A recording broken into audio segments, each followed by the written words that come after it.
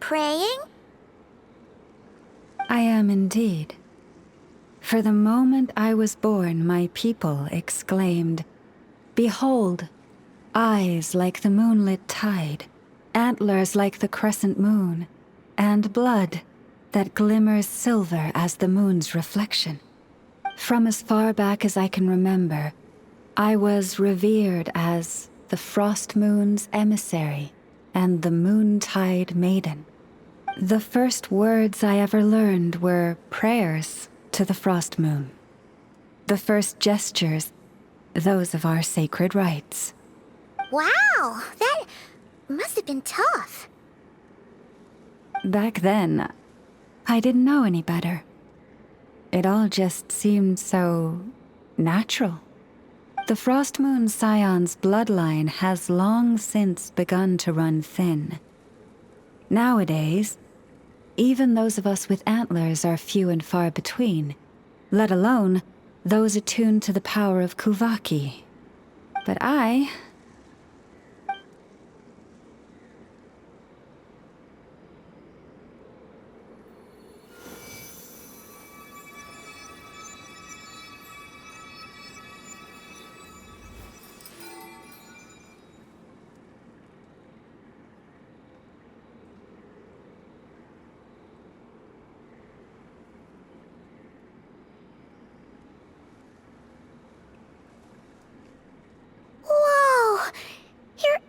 Are so pretty.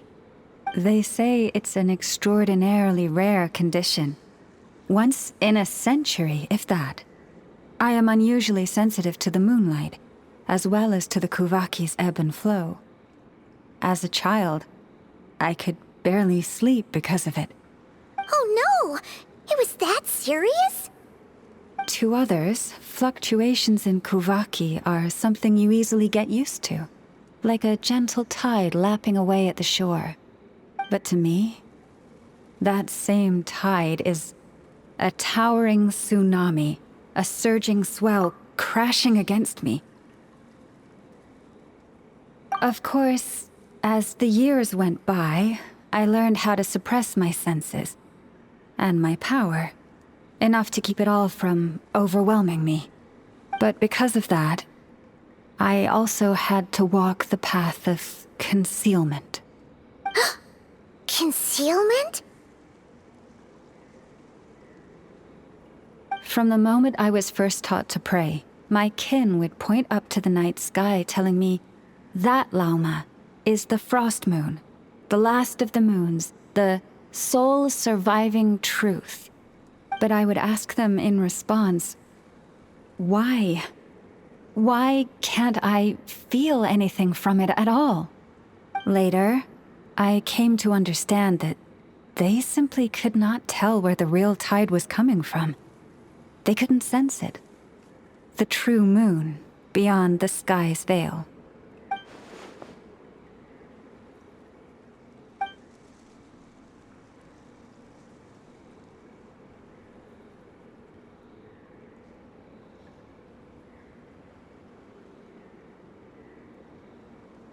The moon is false. I reached that conclusion long ago. But there was no one I could tell, not a single soul, At least, not until now. Am I the one who's wrong? Is it the moon that is false, or my own senses? I asked myself such questions time and time again.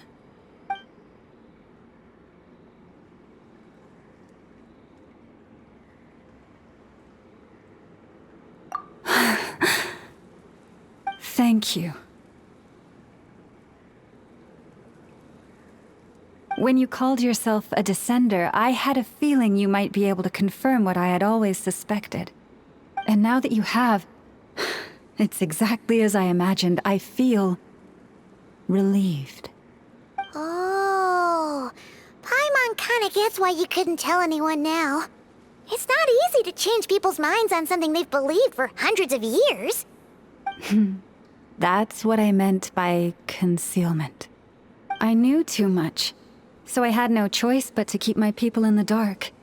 Every prayer I offer feels like a lie to keep myself going.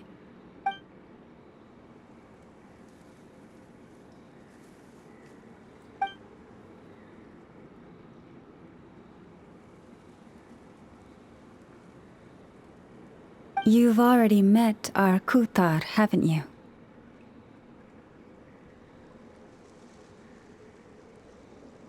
Huh? When was that? And more importantly, when were you planning on telling Paimon? Ah, no wonder. What did you think of her?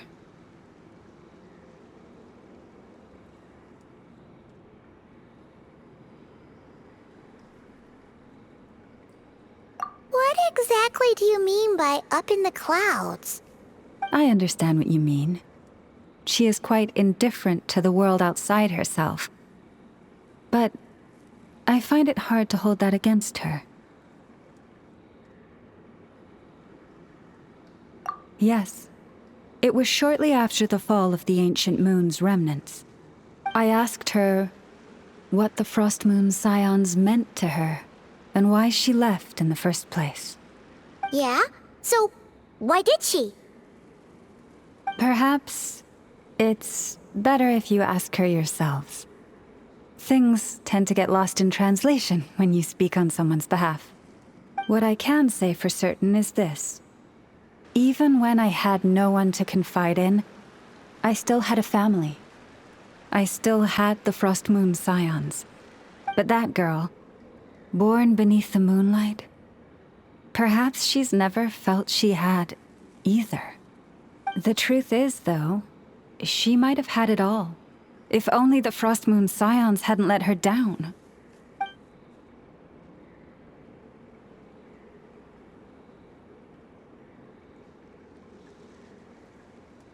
The Frost Moon Scions now walk a path of error. They offer their prayers to a false moon, and to a goddess who can no longer answer them. I want to change all that. But with the Fatui closing in on us day by day, the Frost Moon Scions must stand united, now more than ever. I just need to wait for the right moment. Lady Lauma! Lady Lauma! Cappy? Has Karina's condition deteriorated again? Traveler, Paimon, we'll have to continue this conversation later. We'll come too!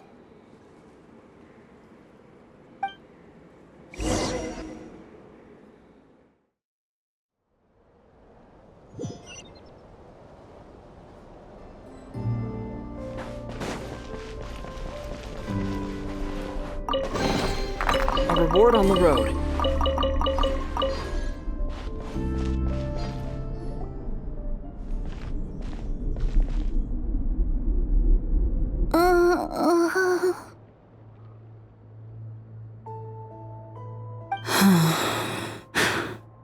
Why?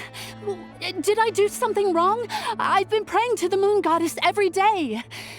Why isn't she getting any better?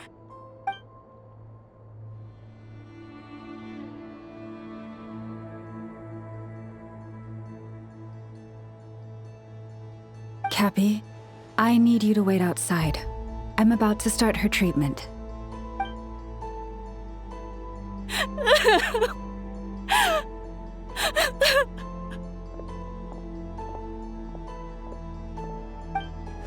Is there anything we can do to help? Just don't be alarmed by what you're about to see. And please, don't let her mother see it.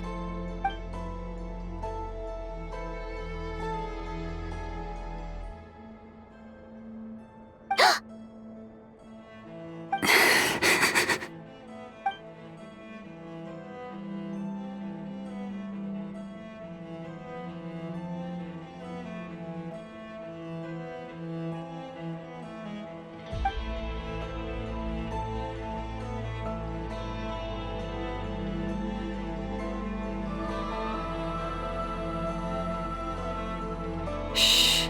Please. Help me keep this a secret. She looks much better now. But, Lauma, was that? A medicine prescribed by a local doctor. For ordinary people, my blood has the power to counteract any adverse reactions to Kuvaki.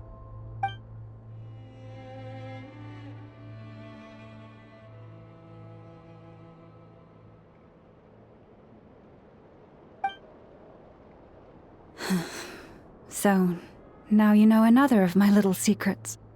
I had hoped to guide the Scions out of error before Karina's illness reached this stage, but clearly, I was too late.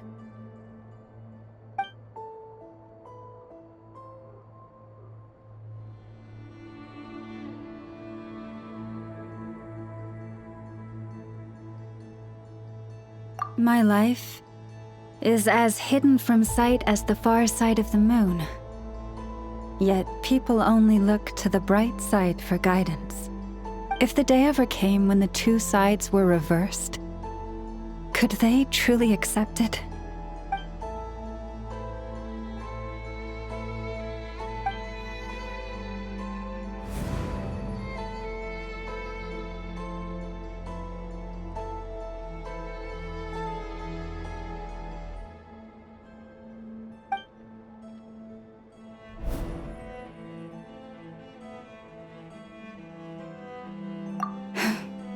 Hearing you say that puts my heart at ease.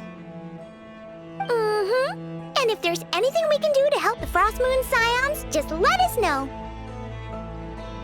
Our priority, right now, is reclaiming our relic from the Fatui. But I now understand that the day I will tell everyone the truth is no longer far off.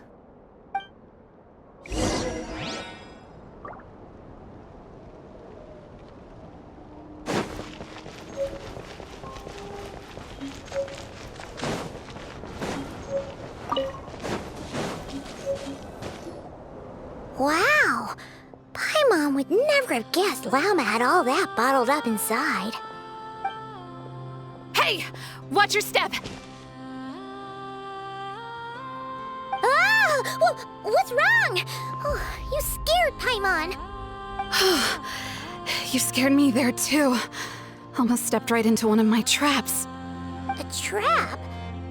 Why would you leave a trap somewhere like this? Well, it's not like this is a main path. And besides, we Frost Moon Scions would recognize it instantly.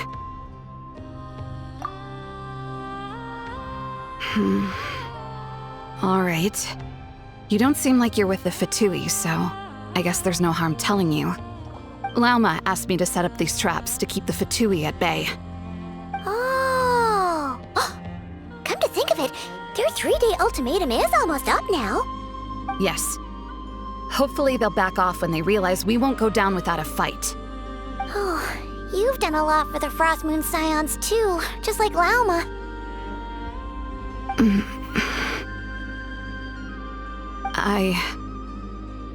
Philomena? It's nothing. I was just wondering if any of this is really worth it. What do you mean? Our people. So many are stubborn, stuck in their ways, clinging to a truth they refuse to even question. Do really deserve everything Llama's doing for them? Well, yes, but even so, no. I shouldn't be saying this. Just forget it, okay? Bye. Huh? Why did I say all that? Or really, why am I still doing any of this? Either way, this will be my final night with the Frost Moon Scions. Wow, she sure took off fast. So, are we heading back to the flagship for a break or what? Wait, you're not thinking of visiting that damselette up in Cloud Cuckoo Land, are you? Huh, given who she is, pushing her won't get us anywhere. Hey, why don't we... Let's bring her something tasty! If she doesn't want to talk, we'll have to win her over with food.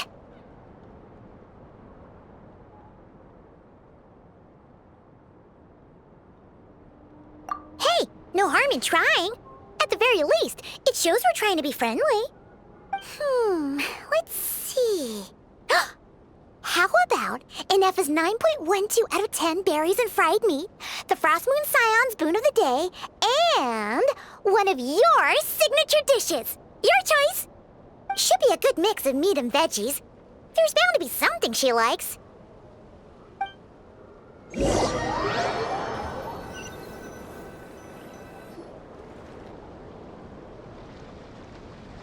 All right, food's packed and ready. This is the place, right? Why does it feel like we're going to visit a patient? Oh, no. Take this seriously, Paimon.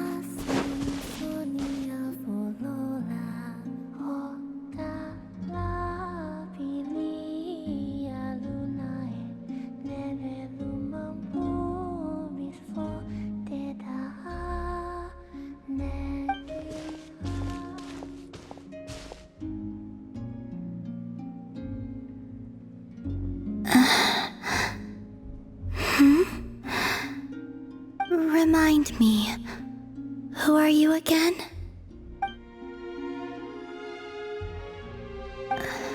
A different one floats by your side today. A different one? What's that even supposed to mean? Oh, there goes Paimon's perfect conversation starter. Hi there. Paimon is Paimon, and this is the Traveler.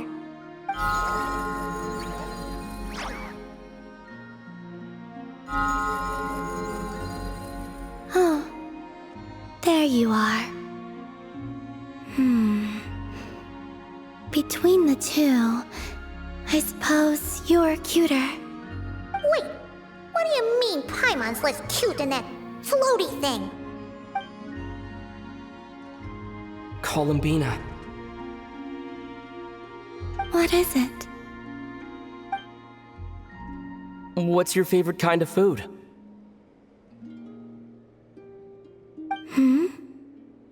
Is this a treat? Or an offering? Let's go with treat. Anyway, this is all the Traveler's cooking, so please, help yourself.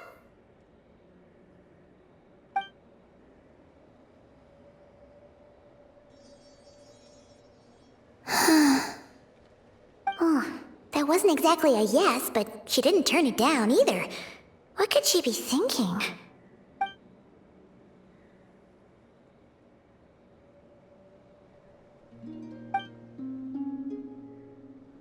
So, what do you want to ask? Hey, she's actually playing along! Quick, now's our shot. You know the moon in the sky isn't real, don't you? I know there is only one moon in the sky. It is simply that some can see it, and some cannot. What does it mean to you?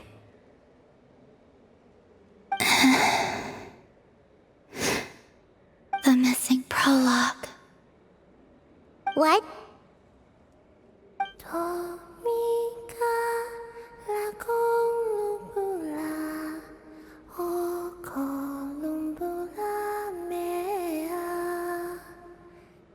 Huh? What does that mean? Isn't she going to explain herself? Can you tell me more about that melody? You were humming it last time, too. It must be important to you.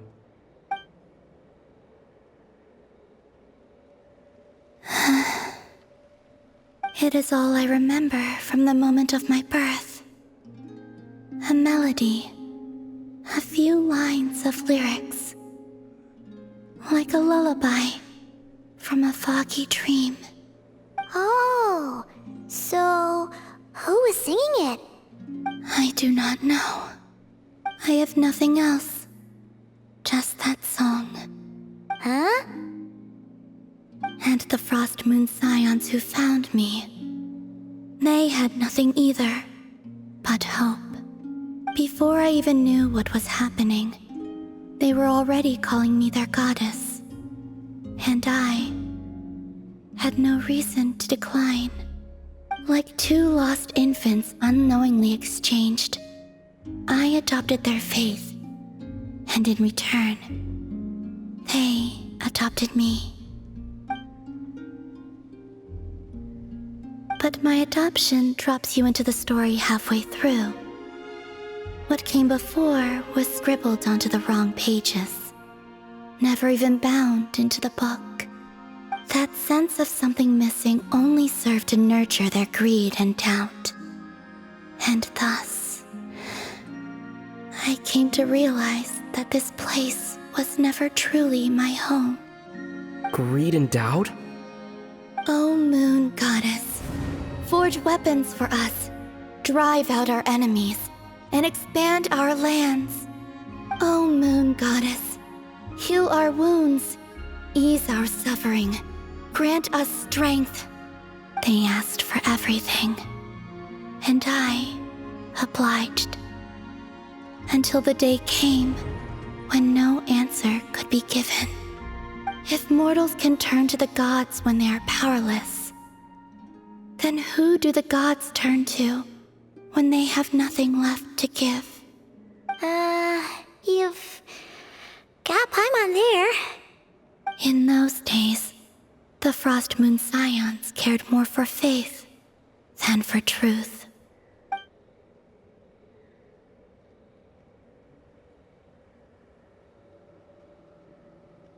Reality rewrote the sky in words I could not understand.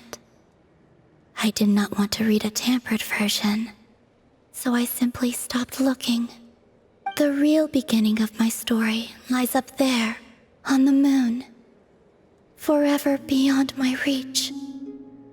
Like a message carved for blind hands, sealed away where no fingers can find it. Huh. So that's how it is.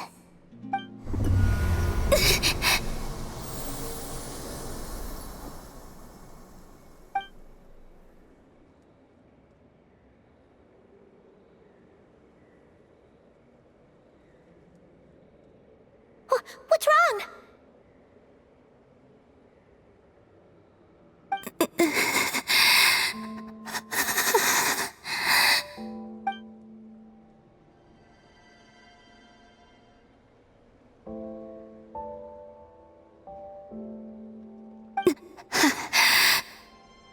You should go.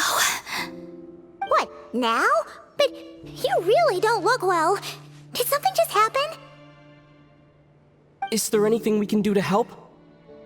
No. Aside from answers, I have nothing else to give you in return. This is the price of running away from home a second time. Running away from home?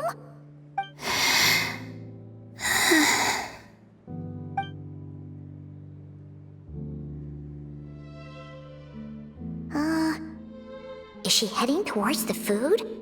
Did all of Paimon's questions make her hungry? Do you still have many questions? I know I should offer more in return for your kindness, but I'm feeling a little worn out. Oh, we're so sorry about that. The Tsaritsa was right. Freedom always comes with a price. She said I could treat the Fatui as a second family, a second home. But in the end, they were no different. All they wanted in truth was my power as the moon goddess. I'd rather not dwell on such unhappy memories.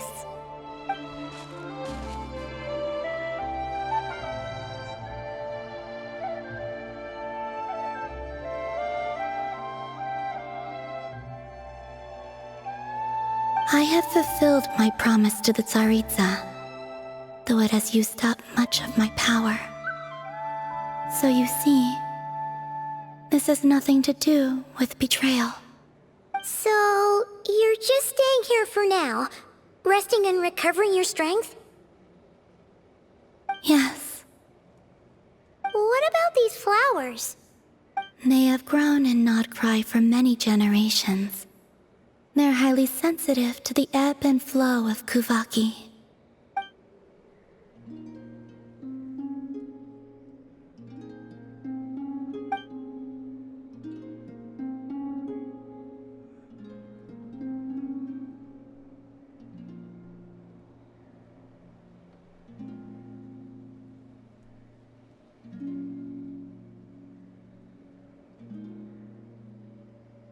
At times, I thought about using that relic the Frost Moon Scions had hidden away.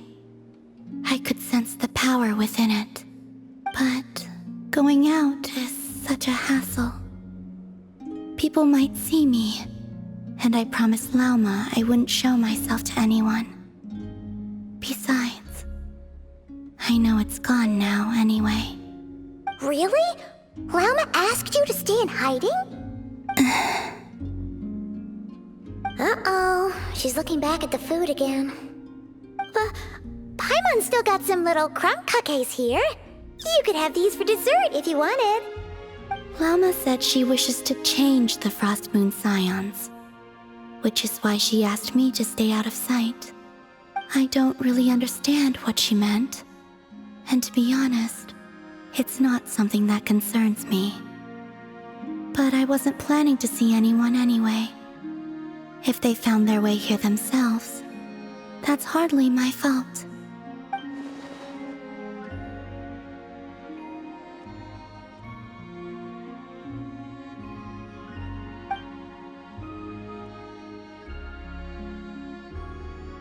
Lauma, the Maiden of the Grove. She is quite unlike any Frost Moon Scion I have ever met before. After hearing my story, she actually apologized for how the Frost Moon Scions treated me back then. She told us she feels like she's been living on the far side of the moon. Is that so? I actually got the opposite impression. She's been keeping her true power hidden away, afraid that people might be dazzled by its brilliance, and that they'd no longer be willing to look her way.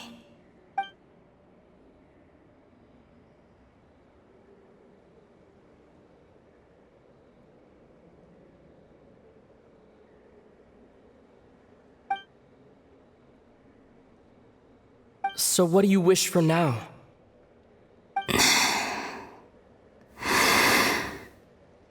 I wish to return to the moon, to the home where my story is written. Right now, that is all I wish for.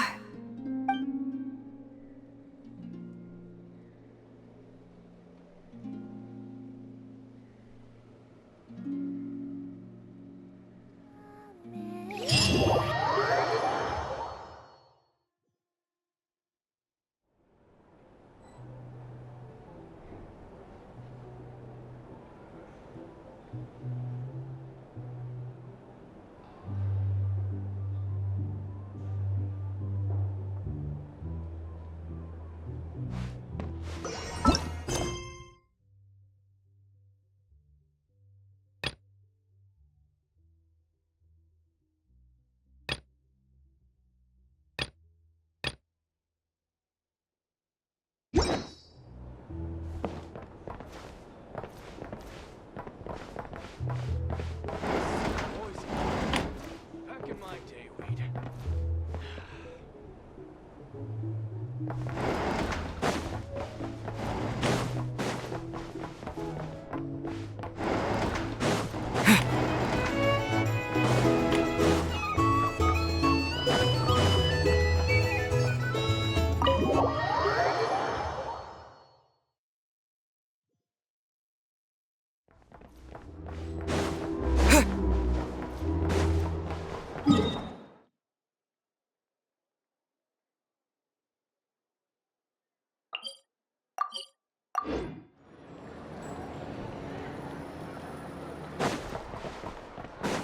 Ad Astra.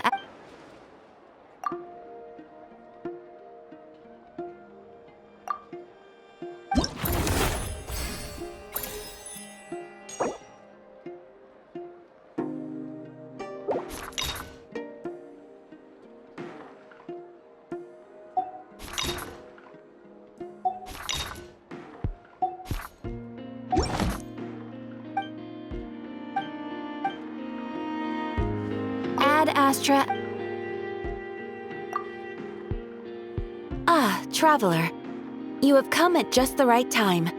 I have something for you.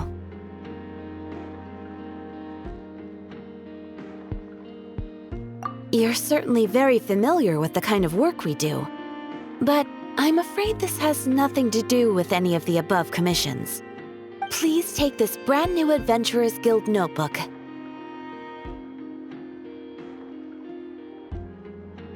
The Adventurer Handbook is for recording details of your completed commissions and intel on all sorts of monsters, whereas this notebook is for recording the marvelous people and wonderful events you encounter on your travels.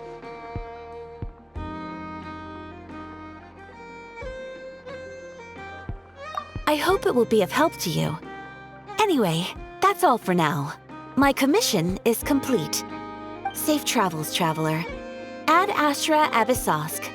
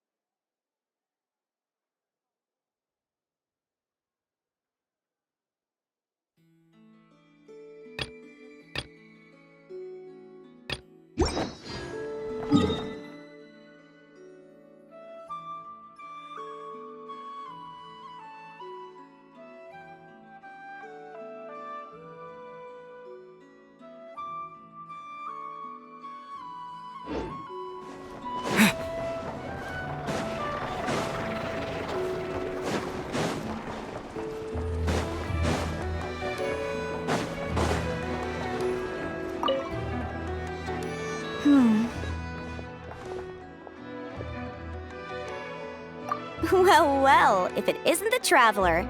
It's been a while for sure. Didn't expect to see you and not cry.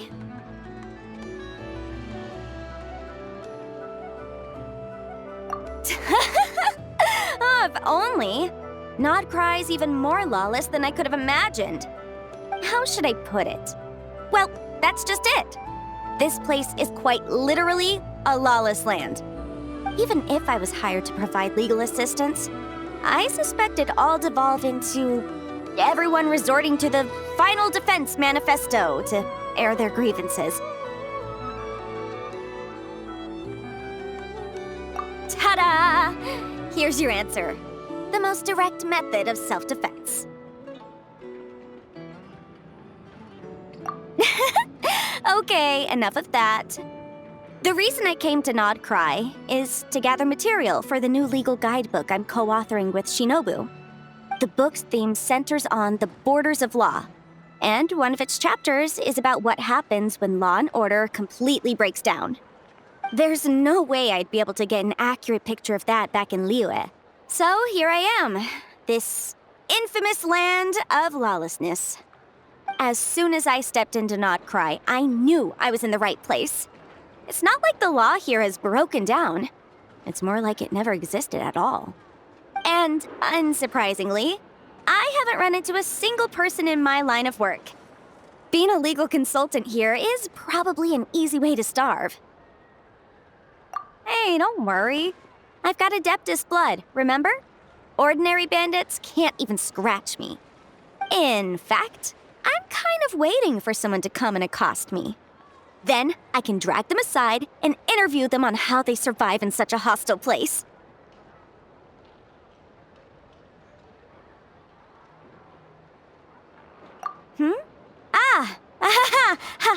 Yeah, you have no idea. I spent so long convincing her to let me leave. I'm sure my horns grew out a little. Why, yes, we talked it through. I definitely did.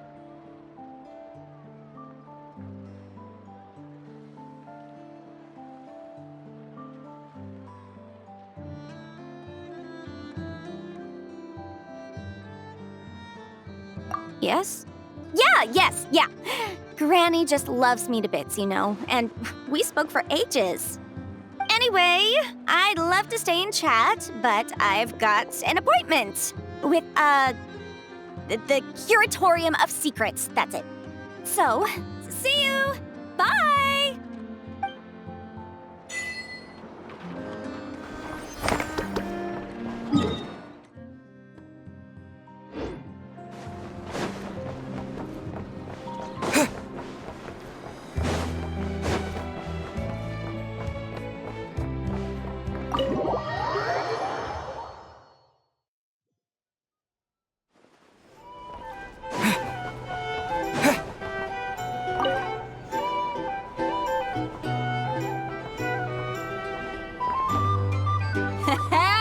If it isn't the Traveler!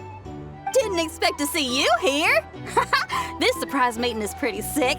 I should spin it into a tune right here! I sure am. Having a ball, to be honest. Fun is where the inspiration lies. Most of my songs might be about rebellion and breaking down prejudices and all that, but that doesn't mean I have to beat a serious rhythm all the time. Too much of a downer really ruins the feel of a song. You gotta keep it bright sometimes, you know? You gotta relax and recharge. That way, you'll be ready to kill it when it's time to perform. I guess I'm hoping for some sort of unexpected breakthrough? I've been so focused on writing new material, but everything I come up with feels old and stale. I need something new. So I decided to take a holiday to try escaping this prison I've built for myself.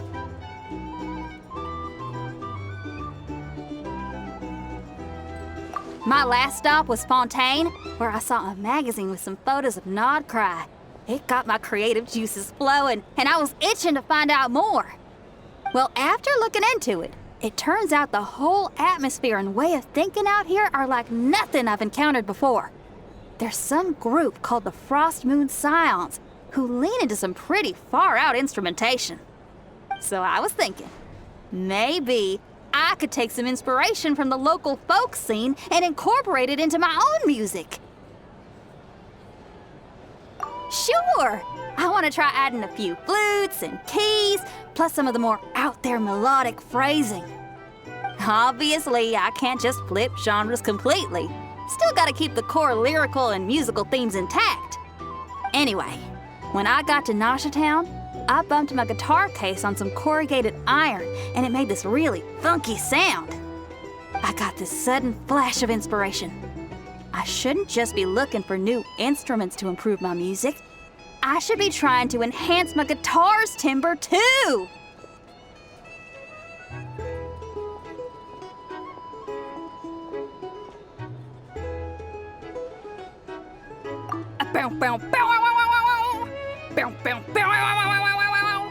Oh, something like that. It's kind of hard to replicate a guitar with your voice, you know? Basically, I'm going for something punchy, compact, clean, and absolutely savage. If I could modify my guitar's acoustics, ramp up the compression, and add a second sound hole to boost the lower end frequencies, oh, I think I can get a sharper, more metallic sound.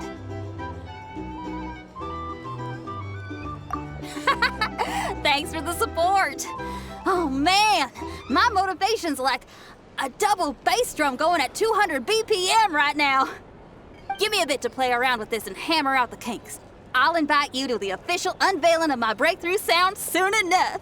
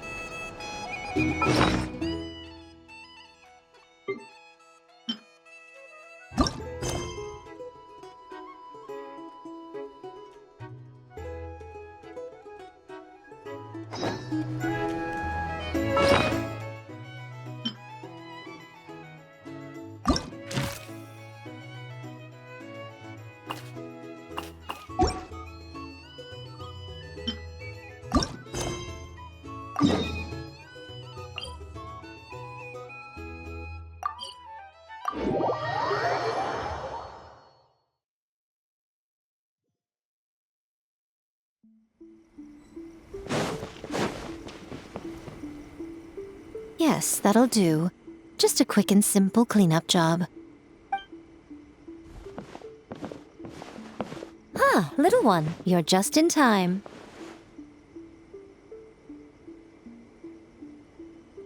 Oh, look at you. I can tell you're thinking. Oh no, she's going to send me off on some pain-in-the-neck errand again, isn't she? Don't worry. I was just going to say that we finished renovating the shrine and are preparing to roll out a brand new service. Now, I haven't had the chance to announce it yet, but here you are already. Wouldn't you agree that's good timing? See this offering box beside me? There's going to be another place to make wishes here soon. That's different.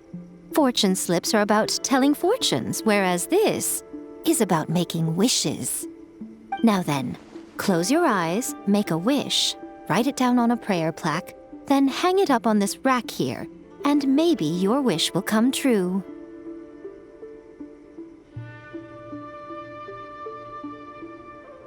Of course, but as for which wishes come true, that is up to the gods who watch over us all.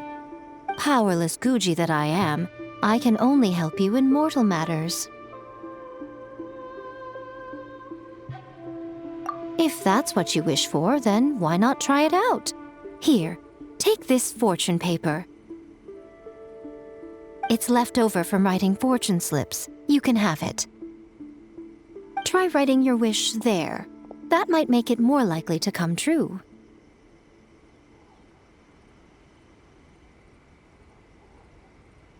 When have I ever lied to you? Hurry up now, little one. It's time to make your wish. Remember to write your wish on the fortune paper, then stick it to the prayer plaque and hang it on the rack. After that, your wish will be made. Yes, nice and solemn. Very good.